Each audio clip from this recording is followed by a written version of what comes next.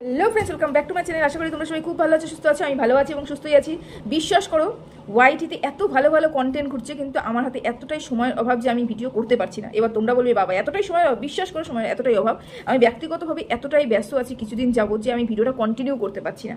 তো গতকাল একটা ভিডিও দেখেছি এবং কিছু কিছু কথা আমার বলার আছে, যার জন্য আমার উস্কুস করছে মনটা, তার জন্য ভিডিও করতে চলে আসলাম। যাই হোক, আমি রেজিস্টার মেনটেন করছি, আমার কিছু কাজ বাকি আছে। রাত্রি বাজে এখন একটা, তবু আমি ভিডিওটা করতে বসলাম, না হলে আর ভিডিও দেওয়া হবে না। প্রতিদিন ভাবে কি সকালবেলা উঠে একটা ভিডিও করে নেবো, কিন্তু বিশ্বাস করে হচ্ছে না। রাত্রি 1টা 1:30 2টো বেজে যাচ্ছে আমার রেজিস্টার মেনটেন করতে। সামনে খুব একটা বড় কাজ আছে আমার, সেই জন্য। যাই হোক, তা বাদ দিলাম আমার কাজের কথা, সেটা হচ্ছে বাদ দিলাম। আমি খুব ছোট্ট একটা ভিডিও করবো, কেন এত রাতে এত বেশি বড় ভিডিও করা সম্ভব নয়।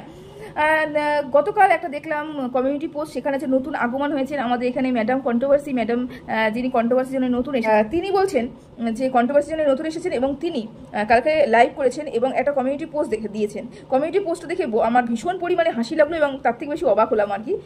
অসহায় মা, অসহায় মা কে? অসহায় অসহায় মা কে? বাচ্চা, যার বাচ্চা থাকবে এবং যার বাচ্চা থাকবে না, যার বাচ্চা থাকবে সেই অসহায়ের মান মানে পথটা কি পাবে আর কি। এটা আপনাদের মতন মানুষের ধ্যান ধারণা আর কি। আর যার বাচ্চা নেই, সে যেহেতু মাতৃত্ব নেই, সেখানে সে তার কোনো কষ্ট নেই, তার সে কোনোভাবে অসহায় হতে পারে না। এটা আপনাদের কথা। তো যাই হোক, আপনাকে আমার কিছু প্রশ্ন করার আছে। সেটা হচ্ছে, জানি আমার খুব ছোট্ট সামান্য সাবস্ক্রাইবারের একটা চ্যানেল, আপনি হয়তো ভিডিওটা দেখবেন না, তবু আপনাকে কিছু কথা বলার আছে। সেটা হচ্ছে, আপনি কালকে গতকাল একটা লাইভ অ্যারেঞ্জ করেছেন। লাইভের মধ্যে আপনার সাগরিত যারা আপনার কাছে নত স্বীকার করে নিয়েছে, যারা সত্যি মিথ্যা বিচার করার মতন ক্ষমতা রাখে না, যাদের বলার বুকে পাটা দমই নেই, বলতে পারবে বুকে পাটার দমই নেই যে বলতে পারবে সত্যি কথাটা সত্যিভাবে বলতে পারবে, এরকম কিছু মানুষ আপনার চারপাশে বসেছিল। এবং বসার পরে আপনাকে সুতপা সম্বন্ধে অবগত করছেন। জানেন সুতপা এই ধরনের কথা বলেছে, জানেন সুতপা বাচ্চাকে এইভাবে অ্যাটাক করেছে, জানেন সুতপা এইরকমভাবে মানুষকে হেনস্থা করে, জানেন সুতপা জনগণের কাছ থেকে, সুতপা জনগণের কাছ থেকে টাকা নিয়েছেন। এবং যতবারই সুতপার সম্বন্ধে আপনাকে অবগত করানো হচ্ছে, আপনি ততবারই তাই সুতপা ই করেছে, ওমাগো, তাই একটা মেয়ে এতটা ডেসপারেট হতে পারে, ওমাগো এত টাকা ইনকাম করতে পারে, মানে মানুষের কাছ থেকে নিতে পারে, এই পথটাও বলে চিটিংবাজ, ওয়াইটির থেকে দর্শকের থেকে টাকা নিচ্ছে, চিটিংবাজ। আপনি কথাগুলো বলেছেন। তো এটা দেখে আমার একটা কথা মনে হলো, তো আপনি এটা পর্যন্ত জানেন না যে সুতপা কবে দর্শকের কাছ থেকে কিউআর কোড দিয়ে টাকা নিয়েছে। আপনি এটাও জানেন না সুতপা কার সম্বন্ধে কি বলেছে। আপনাকে বলা হচ্ছে, তারপরেই আপনি জানছেন। হলো? তাহলে যেই জোনে আপনি বসে আছেন এবং যেখানে যেই মানুষগুলো সুতপাকে দেখতে পারে না, তারা আপনাকে সুতপার সম্বন্ধে নিন্দা করছে, আপনি অবাক হয়ে যাচ্ছেন।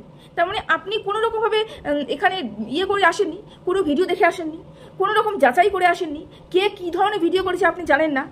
সেই জন্যই তো আপনি বারবার করে অবাক হচ্ছেন।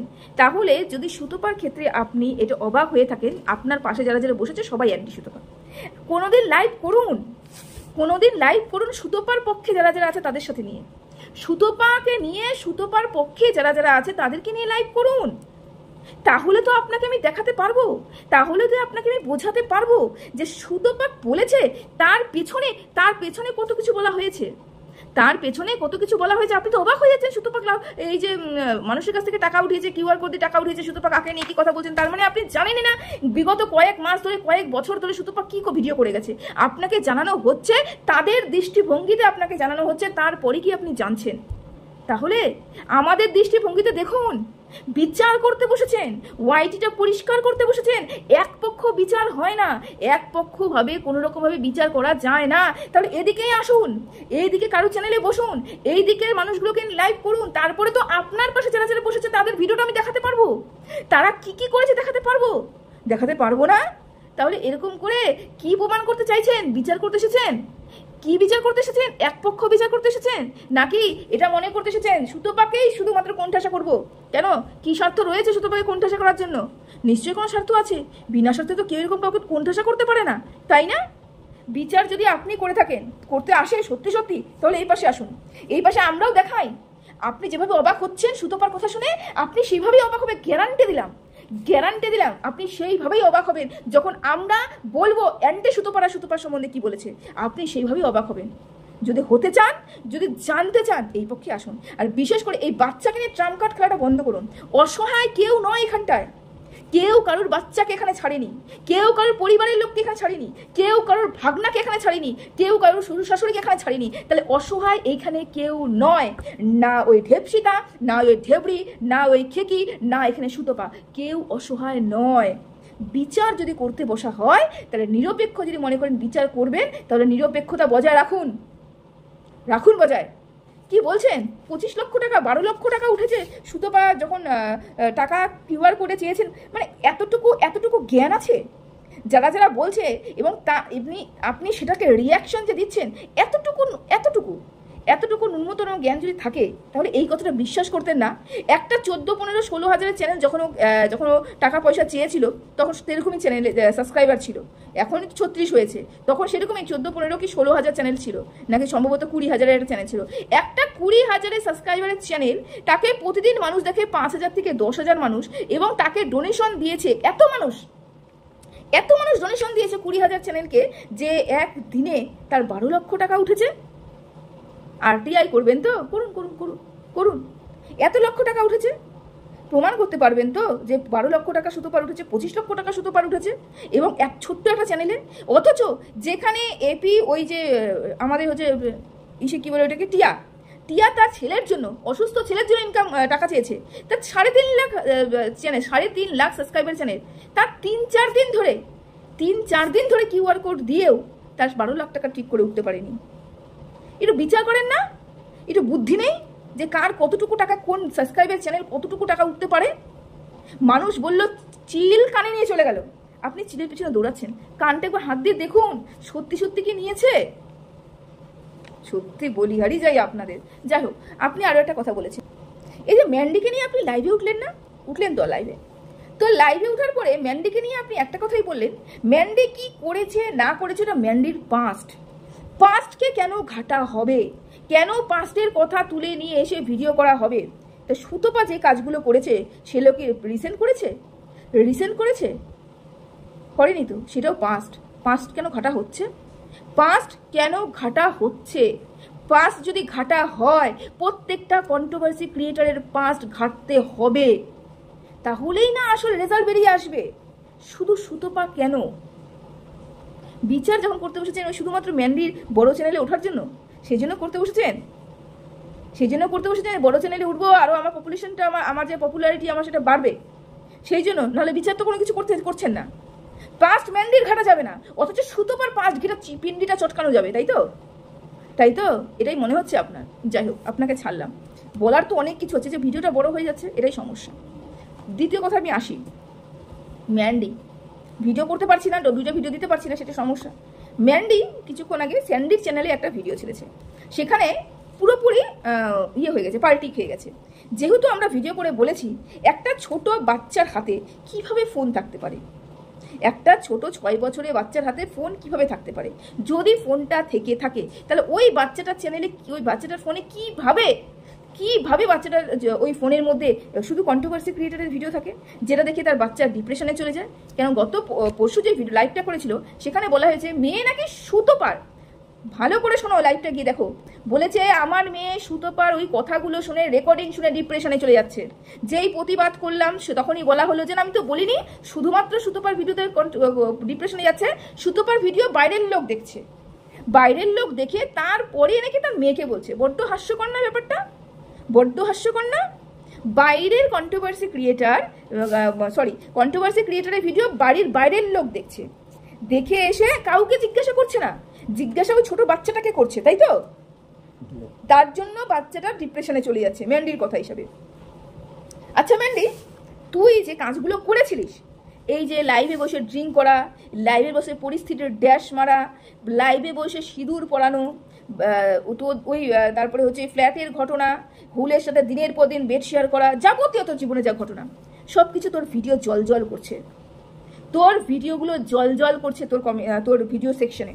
একটা কেউ প্রাইভেট করেছিস? তুই বলছিস তোর মেয়ে ডিপ্রেশনে চলে যাচ্ছে, তার মানে তুই চাস না তোর সম্বন্ধে, তোর বাড়ির সম্বন্ধে বা তোর পাস্টের সম্বন্ধে তোর মেয়ে জানুক, তুই তো চাস না। তাহলে তুই কেন এখনো অবধি একটা ভিডিও পর্যন্ত প্রাইভেট করলি না?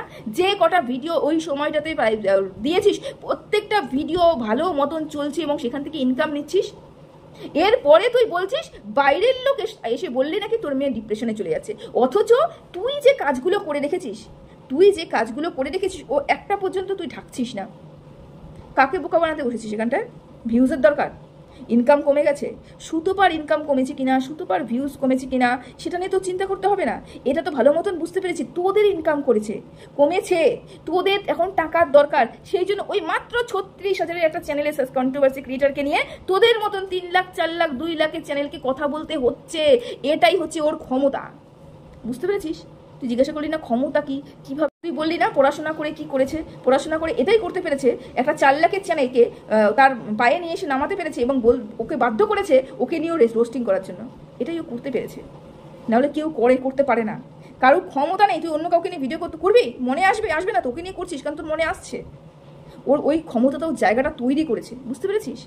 আর যদি সত্যি সত্যি তুই এতটুকু তোর মেয়ের জন্য চিন্তিত থাকিস, যদি সত্যি সত্যি তোর মেয়ের ভবিষ্যতের জন্য তুই চিন্তিত থাকিস, তাহলে সবার আগে তোর ভিডিওগুলো বন্ধ কর, তোর ভিডিওগুলো প্রাইভেট কর, ওখান থেকে ইনকাম করিস না, তারপরে না মানুষকে বলতে যাবি।